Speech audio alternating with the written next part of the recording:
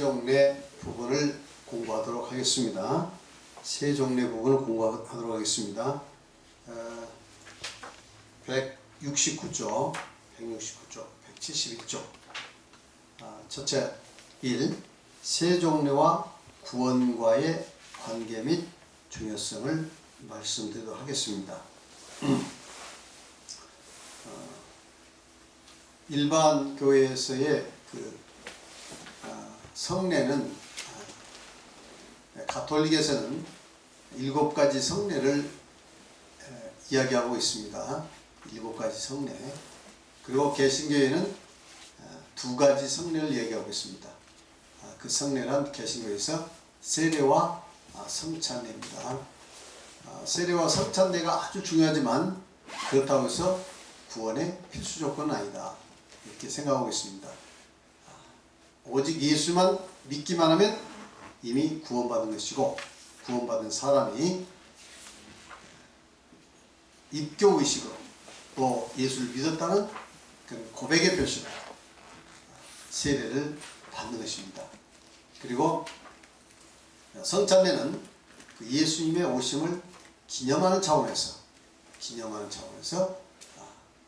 성찬례를 행한다, 이렇게 말하고 있습니다. 그러니까 천주교에서의 이 성례는 실제적인 그런 비밀한 효력이 있다고 믿는데, 개신교에서는 전혀 비밀한 효력이 없다. 오직 그래서 하나의 상징적인 것이고 또 교훈적인 것이다, 이렇게 생각을 하고 있습니다. 그러나 우리는 성경을 근거로 해서 예수님께서 우리에게 주신 기초 복음 중에서 우리 성례가 3가지가 있습니다.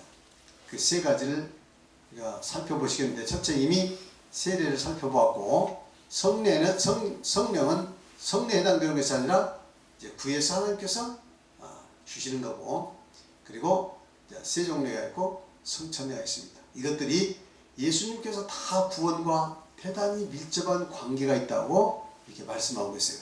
아시겠죠? 그러니까 우리는 이것을 잘 살펴보면서 세종례 행한 것이 어렵지 않습니다. 세례받는 거 뭐 어렵지 않죠. 세종례가 뭐가 어렵습니까? 다만 우리는 우리 예수님께서 하라고 했으니까 우리는 기꺼이 기쁜 마음으로 순종을 합니다. 그 이유를 알든 뭐든 우리는 예수님께서 가르쳤으니까 우리는 그 말씀을 받아서 그대로 믿고 순종을 합니다. 할렐루야. 그것이 구원의 가장 안전한 길이다 하는 것을 말씀을 드립니다. 그럼 이제 세종례와 구원과의 관계 및 중요성에 대해서 한번 읽어보시겠습니다.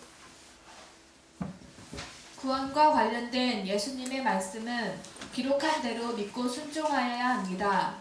그 이유를 알면 좋지만 알지 못한다 하더라도 온전히 믿고 순종해야 합니다.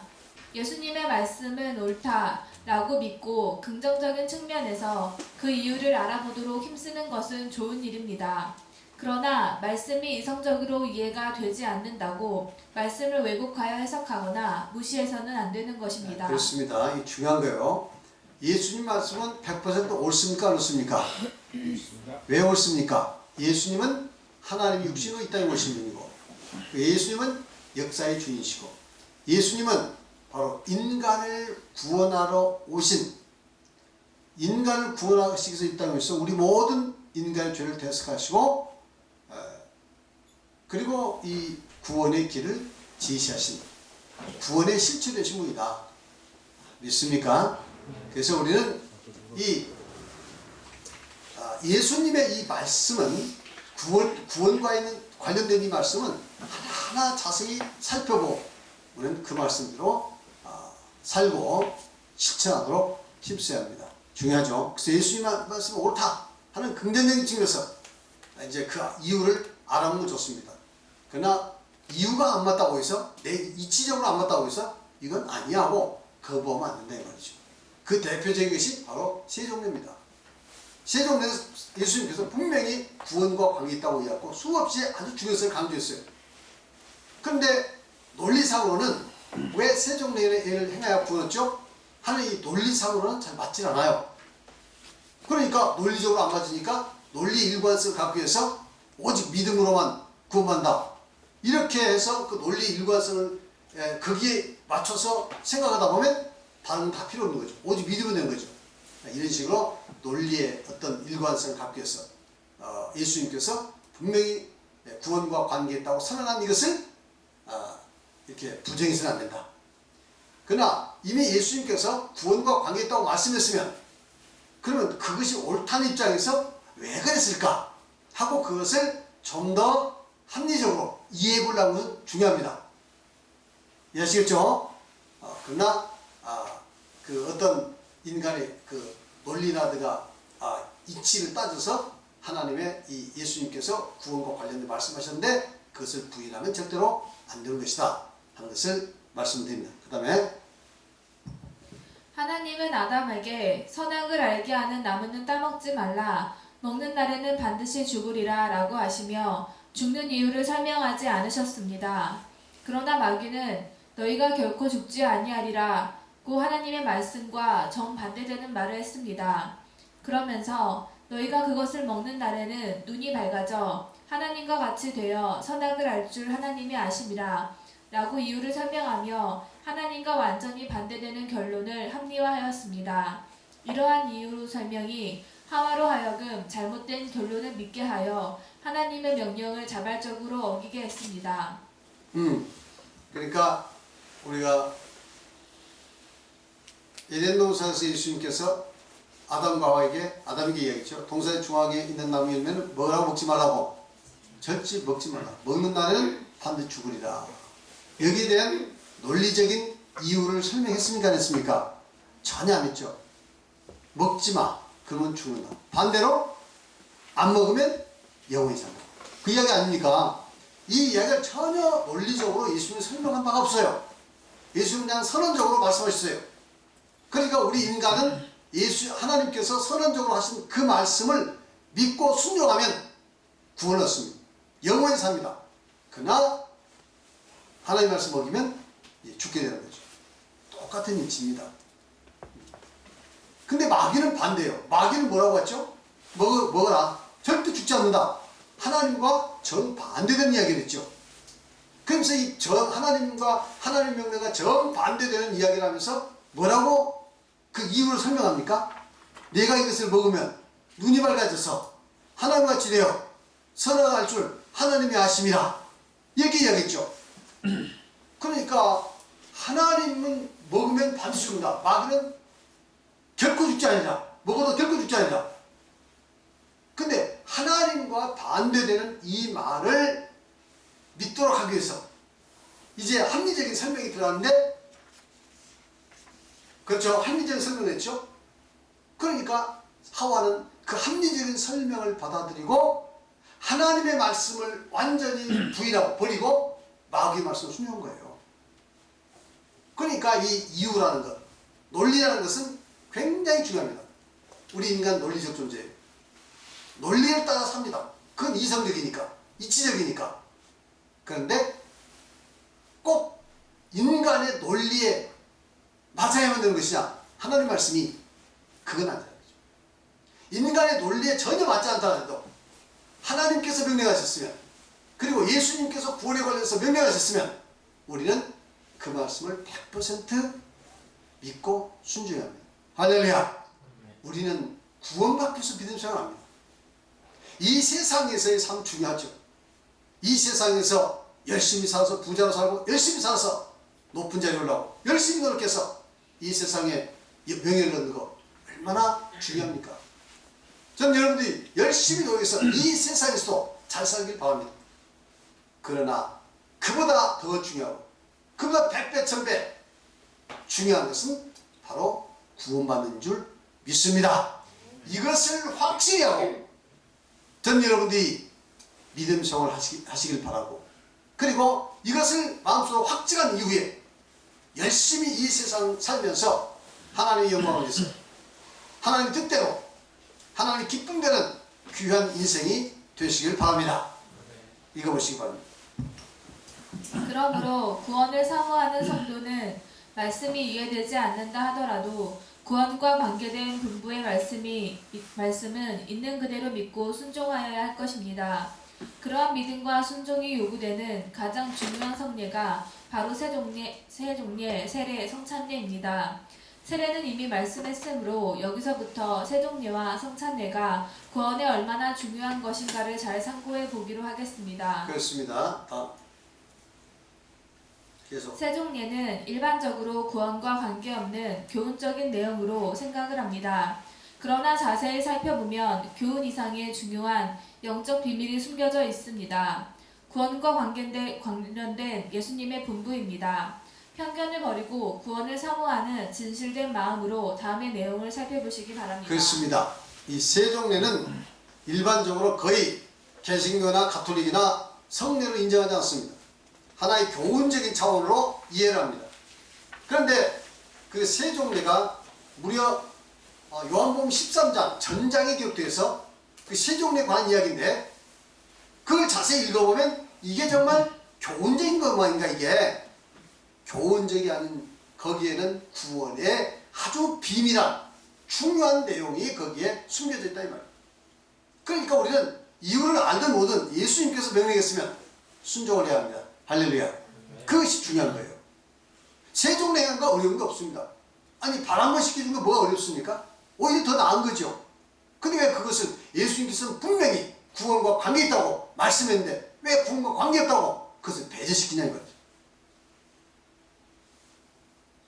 자 그럼 한번 더 보시겠습니다. 1. 예수님과 상관을 갖게 된다 이렇게 말하고 있어요. 요한복음 14장 8절 시작. 베드로가 이르되 내 발을 절대로 씻기지 못하시이다. 예수께서 대답하시되 내가 너를 씻겨주지 아니하면 네가 나와 상관이 없느니라. 여기서 보면 예수님께서 이제 요한복음 13장 8절에 관한 13장에 관한 내용을 이게 한번 쭉 읽어보셔야 하는데 요한복음 13장 전체를 이미 다 알고 계시기 때문에 말씀을 여기 드리겠습니다. 간단히 그 내용만 말씀드리겠습니다. 우리 예수님께서 이제 십자가에 못 박혀서 돌아가시진 얼마 전에 제자를 불러 모았죠.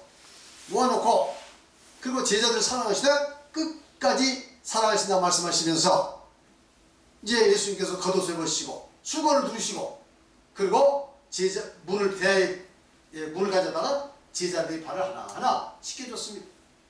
뭐 1등을 누가 시켰는지 모르겠어요. 하여튼 쭉 시키다가 베드로에게까지 왔어요. 그래서 베드로의 발을 씻기라니까 베드로가 뭐라고 대답합니까? 주여 내 발은 절대로 씻기지 못하리이다. 어떻게 선생님께서 제 제자의 발을 씻겨줄 수 있습니까? 오히려 저희들이 선생님 발을 씻겨드려야죠 하는 의미로 거절했습니다. 그러니까 베드로는 상당히 A도 있고 상당히 그 선생님을 존중하는 사람. 그러니까 그런 의미에서 예수님께서 다른 제자들은 발은 다 씻었는데 베드로에 왔을 때 베드로가 거절한 겁니다. 그러니까 지금 요한복음 14장 8절 베드로가 이르되 내 발을 절대로 씻기지 못하시리이다. 예수께서 대답하시되 내가 너를 씻어주지 않으면 네가 나와 상관이 없느니라. 이렇게 예수님께서 말씀을 했어요. 자 그럼 보십시다. 한번 읽어보세요. 베드로는 예수님께서 발을 씻으려고 하자 너무 황송해서 내 발을 절대로 씻기지 못하리이다 라고 강력하게 사양을 했습니다. 이것은 인간적인 관점에서 보면 선생님에 대해 매우 예의가 있는 당연한 말입니다. 그러나 예수님은 단호하게 내가 너를 씻어주지 아니하면 내가 나와 상관이 없느니라 그렇습니다. 라고 하셨습니다. 인간적인 입장에서는 너무도 당연하죠. 아니 선생님이 발을 씻어주려는데 선생님 어떻게 선생님께 제 발 씻으십니까? 안 됩니다. 이렇게 거절하는 것은 너무도 당연한 일이에요. 오히려 잘한 일입니다. 칭찬받아야 마땅한 일이죠. 그런데 예수님께서는 그런 예의 바르고 칭찬받아야 마땅할 이 베드로에게 뭐라고 이야기합니까? 내가 너를 씻어주지 않으면 네가 나와 상관이 없다. 이렇게 이야기하는 거예요. 그러면 이 상관이 없다는 말은 무슨 뜻이냐? 이게 중요한 말입니다. 상관이 없다는 말은 네가 나와 상관이 없느니라. 우쿠 에이스 메로스 메트 에무라는 이 말인데 이건 문자적으로 너는 나와 몫을 가지지 못한다. 너는 나와 몫을 가지지 못한다. 그런 말이에요. 한글 개혁성경에서는 상관으로 번역되어 있는 이 메로스는 어떤 사물이나 삶에 관련되는 것을 나타내어 신약성경에서 종종 분기시나 유산 혹은 기업 등과 관련해서 나타나고 있어요. 이 말이 후에 이는 하나님과의 교제를 통해서 하나님의 나라에서 얻게 될 분깃을 가리킨다.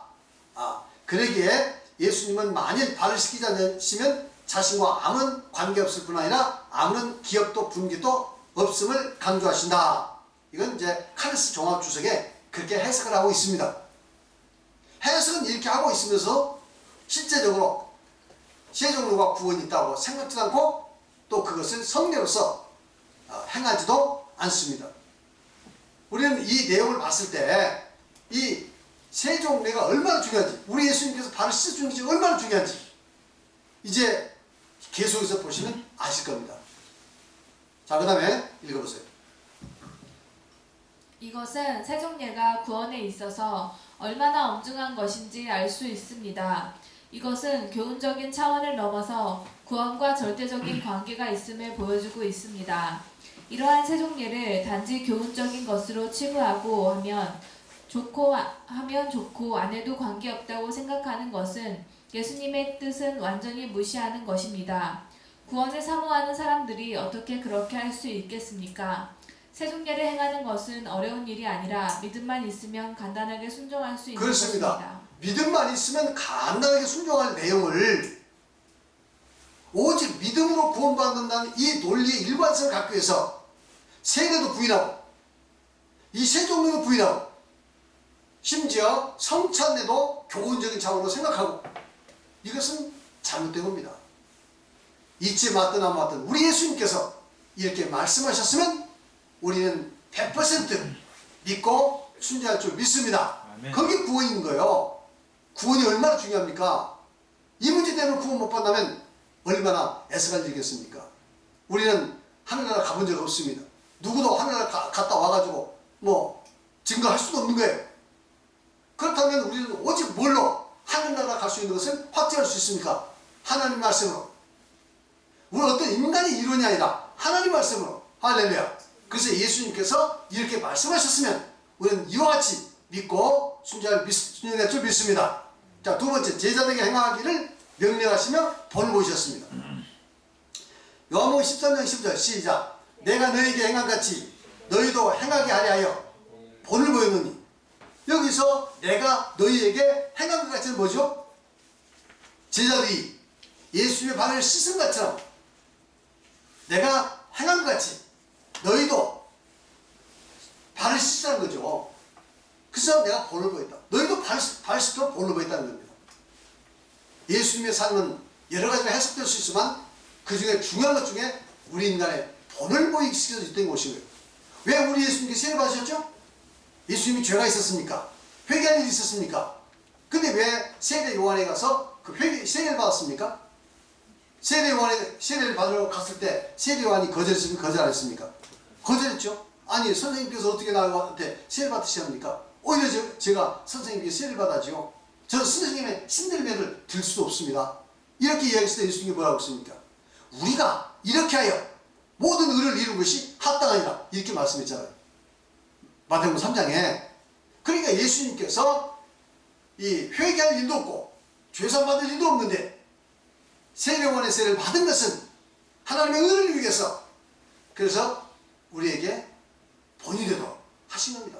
그래서 이후에 예수 믿는 사람들은 예수님이 세례원에게 침례를 받은 것처럼 모두가 다 예수 이름으로 다 침례받도록 하기 위해서 직접 본을 보이시거나 이 말이죠.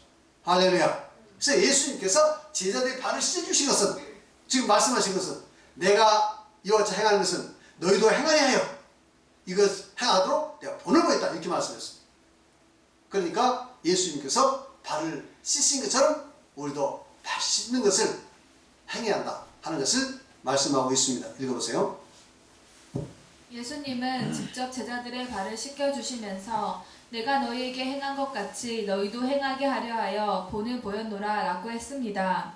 세례 요한이 예수님께 세례 베풀기를 주저했을 때 직접 받으셔서 믿는 자들에게 본을 보이셨습니다. 세례가 죄사함에 있어서 중요한 은혜의 통로라면 세종례는 예수님과 상관을 맺고 천국의 분깃에 참여할 수 있는 중요한 은혜의 통로가 되는 것입니다. 할렐루야. 네. 마태복음 13장 13절 15절 시작. 이때 예수께서 갈릴리로부터 요단강에 이르러 요한에게 침례를 받으러 하시니 요한이 말려 이르되 내가 당신에게 침례를 받아야 할 터인데 당신이 내게로 오시나이까. 예수께서 대답하여 이르시되 이제 허락하라. 우리가 이와 같이 하여 모든 의를 이룬 것이 합당하니라 하시니 이에 요한이 허락하는지라 이미 설명을 드렸죠. 그리고 세 번째, 알고 행하면 복이 있다, 이렇게 말씀하고 있어요. 요한복음 13장 10절 시작. 너희가 이것을 알고 행하면 복이 있으리라. 이것이 뭐죠? 세종례를 발 씻는 거, 예수님께서 바르시는 그 의미를 알고 그 뜻을 알고 행하면 복이 있다 이 말이죠. 읽어보세요. 세종례는 단순히 교훈적인 의미가 있는 의식이 아닙니다. 이것을 알고 행하면 분명히 복이 있다고 말씀하셨습니다. 여기서 복이란 영생과 관련된 복을 말합니다. 그렇습니다. 발 한 번 씻는 것이 무슨 복이 있겠어요? 발 한 번 씻는 것이 무슨 복이 있겠어요? 그런데 발 씻는 것에 왜 복이란 말을 했겠습니까? 복이란 여러 의미가 있는데 그 중에서 가장 중요한 복, 영원한 하늘나라 가는 것이 가장 중요한 복일 줄 믿습니다. 그러니까 여기서 말하는 복이라는 것은 바로 영생과 관련된 복이에요. 영생과 관련된 복. 그 다음 읽어보시기 바랍니다. 세종례가 얼마나 중요한 것인지 분명히 알고 행할 때 영생의 복을 누릴 수 있는 것입니다. 대부분의 교파에서는 예수님의 세족에는 교훈만 있을 뿐 꼭 행할 필요는 없다고 생각합니다. 세족을 행하는 교파도 있기는 하지만 구원과 관계가 있다고 믿는 것이 아니라 교훈적 차원에서 행합니다. 이것은 명백히 세족의 의미를 정확히 모르는 데서 오는 것입니다. 뜻도 모르고 행하지도 않는다면 이는 가장 나쁘나 뜻을 모르면서도 행하는 것은 단지 흉을 내는 것에 불과한 것입니다. 그렇습니다. 뜻을 알고 행하는 것은 가장 이상적이죠. 가장 좋은 겁니다. 근데 뜻을 모르고 그냥 교훈적으로 행한다. 그러면 세종례에 대한 분명한 교회의 그 정확한 믿음의 고백이었기 때문에 그것은 흉내 내는 것이 불가합니다. 이해하시죠? 예를 들면 안 믿는 사람들이 예수 믿는 사람을 흉내 내가지고 우리도 예수 믿음으로 침례를 행하자 해가지고 가서 안 믿는 사람이 침례를 해갔다 옵시다. 똑같은 침례를. 그것이 효력이 있겠습니까? 효력이 없죠. 왜? 믿지 않았습니까? 믿음에 대한 고백이 없습니까? 그래서 분명한 그 성례에는 그 교회가 그 성례의 의미를 알고 분명한 고백이 있어야 하고, 그리고 성도들은 그 고백을 받아들이고, 그리고 실천에 옮기는 성례를 행할 때 그 성례에 그러한 효과가 있다 하는 것입니다. 아시겠습니까? 그 다음에 읽어보세요. 그 다음에 세종례를 받는 것은 예수님을 영접하는 것이다. 요한복음 13장 20절 시작. 내가 진실로 진실로 너에게 이르노니 내가 보낸 자를 영접하는 자는 나를 영접하는 것이요 나를 영접하는 자는 나를 보내신 이를 영접하는 것이다. 여기서 보면 세종례의 그 일을 쭉 끝까지 말씀하시면서 마지막으로 뭐라고 하십니까? 내가 보낸 자를 영접한 자는 나를 영접한 것이다. 내가 보낸 자가 누굽니까? 12사도죠.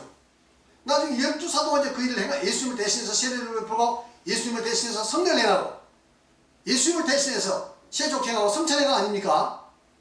그러니까 여기서 내가 보낸 자를 영접한 자는 나를 영접한, 예수님을 영접한 것이요 나를 영접한 자는 나를 보냈으니, 나를 보냈으니까 누구죠? 하나님을 영접한 것이다.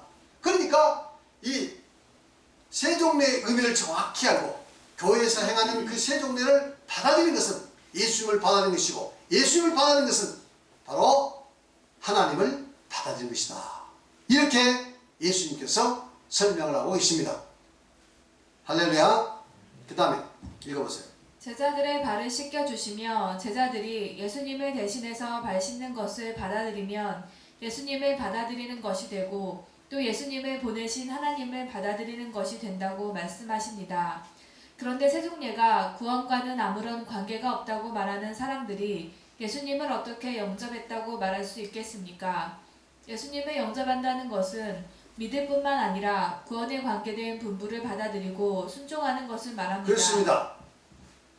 우리가 예수님을 믿는다는 것은 단지 예수님을 구세주로 믿는 것이 아니라 예수님을 구세주로 믿다면 그 예수님께서 우리의 구원을 위해서 우리에게 분부하신 그 모든 명령을 그대로 믿고 순종한다는 것이 포함되어 있어요. 그렇습니까? 근데 예수님만 믿고 나머지 예수님께서 말씀하시는 저는 순종 안 했다. 그러면 그 믿음은 헛된 믿음입니다. 그 믿음은 죽은 믿음이죠. 자, 그 다음에 읽어보세요. 믿는다고 하면서 순종하지 않는다면 죽은 믿음이요 구원받을 수 없는 믿음입니다. 그렇습니다. 그래서 야고보 2장 14절에 보면 행함이 없는 믿음은 죽은 믿음이니라. 마태복음 7장 21절 24절에 보면 주여 주여 한 자마다 다 천국에 들어갈 것이 아니오 오직 아버지 뜻대로 행하는 자라야 들어가리라. 그날에 많은 사람이 내 이름으로 와서 주여 주여 우리가 주의 이름으로 선지자로 가며 주의 이름으로 귀신 쫓아내며 주의 이름으로 많은 권능을 행치 아니하였느냐 하리니 내가 밝히 말하되 이 불법을 행한 자다 내게서 떠나가라 하자. 여기서 보면 하나님의 뜻대로 행하는 자, 불법을 행한 자는 구원받을 수 없다. 아시겠죠? 선지함도 하고 귀신 쫓아내고 능력해도 하나님의 뜻대로 행하지 않는 자, 우리 예수님께서 가르친 대로 행하지 않는 자는 구원받을 수 없다고 준엄하게 이렇게 경고하고 있는데, 하나님 말씀, 예수님의 그 분부를 가볍게 생각해서 행하지 않는 것은 옳지 않습니다. 자, 그 다음에 이제 그러면 여기까지 해서 이 세종례가 이 세종례가 구원과의 어떤 관계가 있으며 얼마나 중요한가를 말씀을 드렸고, 그러면 이제 세종례에는 여기에 포함된 교훈들이 있습니다. 성례에는 항상 비밀한 축복과 비밀한 축복, 구원에 관련된 비밀한 축복과 그리고 교훈이 있어요. 그러면 세종례 포함된 교훈은 뭘까요? 한번 읽어보세요. 모든 성례에는 비밀한 영적 효력과 교훈이 있습니다. 세종례의 많은 비밀한 영적 효력들은 예수님께서 직접 말씀하셨습니다. 2장에서 이미 말씀을 드렸습니다. 여기서는 교훈을 살펴보겠습니다. 자, 첫째는 서로 사랑하라 하는 의미입니다. 서로 사랑하라. 요한복음 14장 1절 시작. 6월절 전에 예수께서 자기가 세상을 떠나 아버지께로 돌아가실 때가 이르신 줄 아시고 세상에 있는 자기 사람들을 사랑하시되 끝까지 사랑하시니라. 마귀가 벌써 시몬의 아들 가룟 유다의 마음에 예수를 팔릴 생각을 넣었더라. 여기서 보면 우리 예수님께서 세상에 있는 자기 사람들을 사랑하시되 끝까지 사랑했다. 그래서 제자들의 발을 씻겠다고 이야기합니다. 이 말씀을 하시면서 제자들의 발을 씻겠다고 이야기합니다. 그럼 무슨 뜻이냐? 바로 세종례는 서로 사랑하라. 예수님의 그 사랑을 가지고 서로 사랑하라 하는 그런 의미가 있다 하는 것을 말씀을 드립니다. 그 다음에 읽어보세요. 예수님은 얼마 안 있어 죽으실 것을 아시고 제자들을 끝까지 사랑하셨습니다. 가룟 유다가 예수님을 배반할 의도도 아셨지만 개의치 않고 사랑하셨습니다. 주님은 제자들의 발과 배반자 가룟 유다의 발까지 씻어 그 위대한 사랑의 본을 보이셨습니다. 그리고 제자들에게 그 사랑의 본을 받아 서로 사랑할 것을 간절히 권면하셨습니다. 여러분, 만일에 여러분의 친구 중에서 혹은 여러분이 많은 혜택을 준 어떤 제자들, 사람들이 있는데 그 사람이 배반할 계획과 음모를 다 세워놨어요. 죽일 음모까지 다 세워놨어요. 그래가지고 천연덕스럽게 웃으면서 왔을 때 여러분 그 사람을 사랑할 수 있겠습니까? 사랑할 수 있겠습니까? 못하죠. 근데 예수님께서는 가룟 유다가 예수를 배반할 걸 아시면서도 그 가룟 유다의 발을 다 씻어줬습니다. 그리고 예수님께서 잡혔어서 잡히셨을 때 다들 도망갈 것, 배반할 걸 아셨으면서도 우리 예수님께서는 제자들의 발을 다 씻어주셨습니다. 그래서 이것은 뭐냐? 바로 예수님이 제자를 끝까지 사랑한 사랑을 보여주고 있는데 우리도 이러한 사랑에까지 이르야 한다 이 말이죠. 할렐루야. 나를 배반하고 나에게 손해주고 나에게 고통을 주고 나에게 괴로움을 주고 하는 이러한 사람에까지도 진정으로 용서하고 사랑할 수 있는 그런 사람이 되어야 한다. 그러한 사랑을 실천해야 한다 하는 것을 보여주고 있습니다. 얼마나 어렵습니까? 그러나 어렵지만 우리는 이와 같이 하기 위해서 힘쓰는 저희들이 될 줄 믿습니다. 요한복음 13장 34절 35절 시작. 새 계명을 너희에게 주노니 서로 사랑하라. 내가 너희를 사랑같이 너희도 서로 사랑하라. 너희가 서로 사랑하면 이래서 모든 사람이 너희가 내 제자인 줄 알리라. 서로 사랑하라. 새 계명, 바로 십계명은 서로 사랑하라. 십계명은 사랑의 계명 맞습니까? 사랑의 계명. 그래서 십계명은 율법적으로 지키면 그것이 옛 계명이 되지만, 그러니까 예수 그리스도의 십자가의 사랑을 깨닫고 나면 그 십계명은 영원히 새로운 계명. 사랑이란 영원히 새로운 거죠. 사랑하는 마음이 막 솟아오르면 영원히 새가 아니겠습니까? 그러나 그 사랑하라는 그런 어떤 의무만 있지 마음속에서 이 사랑하는 마음이 그 솟아나지 않으면 사랑하라는 그 계명은 진부합니다. 아유 또 저 소리 듣기 싫어. 이렇게 되는 거죠. 그래서 이 사랑하라는 이 계명은 과거에 시내산에서 명령하셨지만, 그러나 그것은 항상 현재적으로 하나님의 사랑하고 예수 그리스도 십자가의 사랑을 하면 그 십자가의 사랑은 항상 현재적으로 바로 새 계명이 되는 것이다 하는 것을 말씀하고 있습니다. 자, 그 다음에 그래서 거듭난 성도는 예수님의 사랑을 품어서 진심으로 용서하고 사랑해야 한다. 참 어려운 일이죠. 성결하라. 요한복음 13장 10절에서 11절 시작. 예수께서 이르시되 이미 목욕한 자는 발밖에 씻길 필요가 없느니라. 온몸이 깨끗하니라. 너희가 깨끗하다 단언하니라 하시니 이는 자기를 받자고 누구인지 아심이라. 그러므로 다는 깨끗하지 아니하다 하시니라. 여기서 보니까 너희가 예수께서 목욕한 자는 발밖에 씻길 필요가 없다. 목욕한 자가 뭐죠? 세례받은 자죠. 세례는 머리끝에서 발까지 물속에 들어가서 우리의 과거의 죄들이 다 용서받는 거죠. 사탄의 것에서 해방되는 거죠. 그래서 이 세례라는 것은 이제 온몸을 목욕한 걸 비유했고, 그래서 이제는 발밖에 씻길 필요가 없다.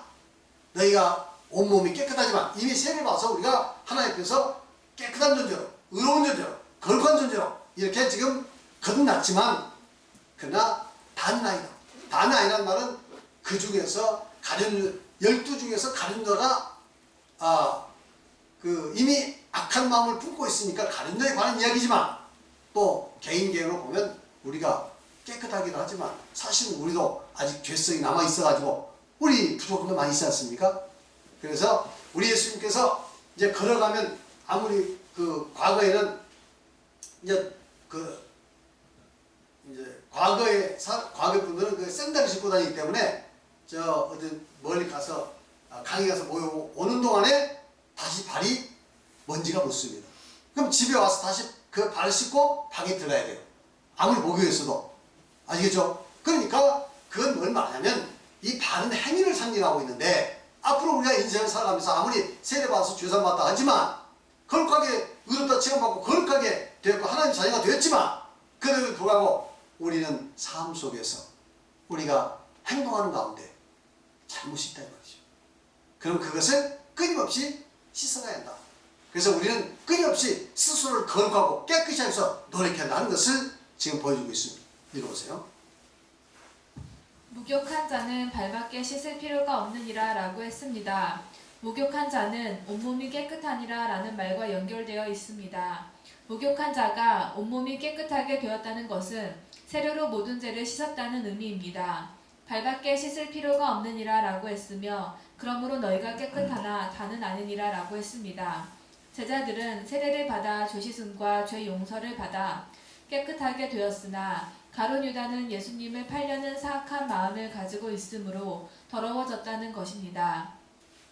여기서 예수님은 가룟 유다의 배반만을 말씀하지 않고 가룟 유다의 배반을 통해서 제자들의 깨끗하지 못함도 동시에 말씀하고 있는 것입니다.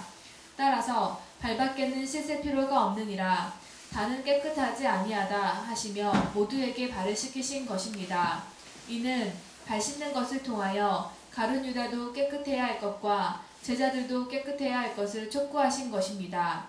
발은 행위를 상징합니다. 발을 씻는다는 것은 더러운 행위를 버린다는 뜻입니다. 성도들은 잘못되고 더러운 죄악된 행위들을 버리기 위해서 힘써야 할 것입니다. 그것이 세종례를 행하시며 보여주신 무언의 요구입니다. 네, 예수님께서 무언의 요구죠. 그래서 저희들은 부족하지만 끊임없이 예수 그리스도의 십자가의 보혈 앞에 나와서 우리 죄를 자백하고 또 우리 잘못들을 우리 하나하나 벗어나가는, 그래서 거룩함에 이르는 성결하게 되는 그런 노력을 해야 한다 하는 것을 말씀하고 있습니다. 그 다음에 3. 겸손한 자세 섬기라 하는 말씀이 있습니다. 요한복음 13장 13절 14절 시작. 너희가 나를 선생이라 또는 주라 하니 너희 말이 옳도다. 내가 그러하다. 내가 주와 또는 선생이 되어 너희 발을 씻었으니 너희 서로 발을 씻어주는 것이 옳으니라. 여기서 보니까 우리 예수님은 선생이신데도 불구하고 제자들 앞에 무릎 꿇고 제자들의 발을 씻었다 이 말이죠. 이 취지로 보면 제자들이 선생의 발을 씻는 것이 너무 당연하죠. 근데 선생이 제자의 발을 쓴 것은 이례적인 일이에요. 그런데 예수님께서는 그렇게 하셨어요. 이것은 뭘 말하냐면 우리에게 겸손하라 하는 것을 말씀하고 있습니다. 할렐루야.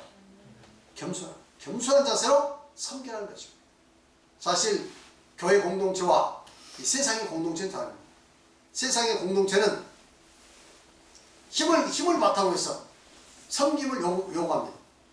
그리고 섬기지 않으면 불리기 합니다. 근데 교회 공동체는 그렇지 않아요. 그래서 교회 공동체는 이제 교회 성도들을 어쨌든 우리는 겸손한 자세로 섬기는 모습이 필요하다 하는 것을 말씀하고 있습니다. 읽어보세요. 제자들은 가정과 직업 등 모든 것을 버리고 예수님을 따랐습니다. 그들이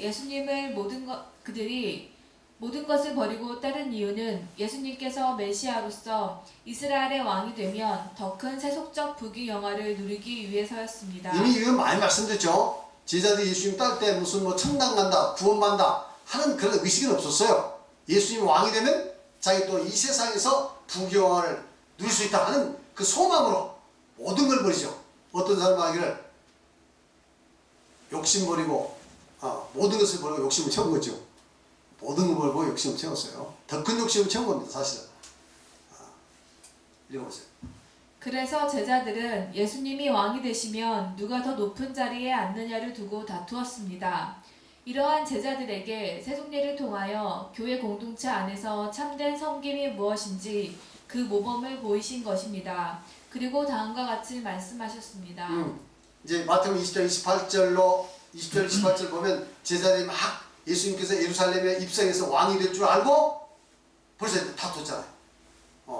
베드로와 야고보 요한은 어머니를 동원해서 예수님을 설득해가지고 우리 자녀들을 당신의 그 나라가 임할 때 하나는 좌편에 하나는 우편에 앉혀서 좌의정 우의정 되게 하소서 이렇게 요구를 했죠.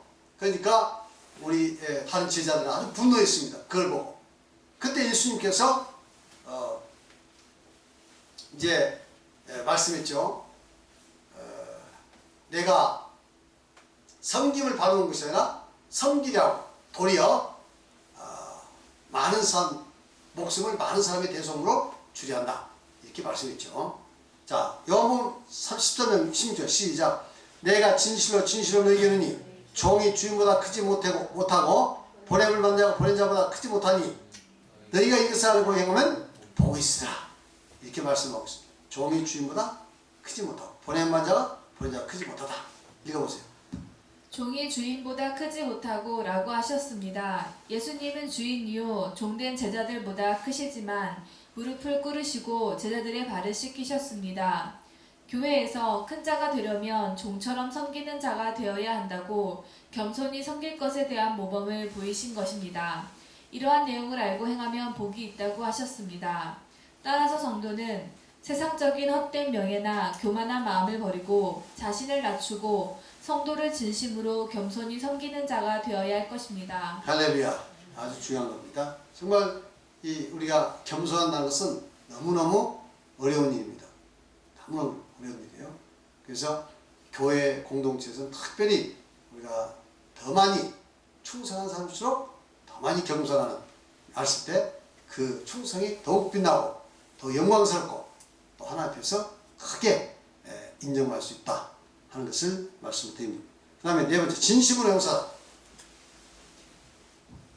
예수님은 가룟 유다가 예수님을 팔려는 생각을 가지고 있다는 것을 아셨습니다. 그러나 예수님은 가룟 유다에게 회개할 기회를 주시며 그의 발을 씻고 닦아주셨습니다. 이것은 예수님의 위대한 용서를 보여주신 것입니다. 용서는 하나님의 은혜와 예수님의 십자가 사랑을 아는 성도라면 너무도 당연히 해야 할 가장 중요한 덕목 중의 하나입니다. 그렇습니다. 이미 말씀드렸지만 가룟 유다가 예수님 팔려는 그 의도를 가지고 있는데 예수님은 다 하셨어요. 그럼에도 불구하고 우리 예수님께서 가룟 유다를 용서하는 의미에서 또 발을 씻어주신 겁니다. 정말 이건 저희 보통 사람으로서 있을 수 없는 일이죠. 그런 일이 어찌 있을 수 있겠습니까? 그러나 우리는 이것을 알고 혹여는 우리 중에서 이런 배신을 당한다 하더라도 너무 미워하지 말고 절망하지 말고 또 마음속에 미움과 분노를 품지 말고 깨끗이 용서해라 하는 거죠.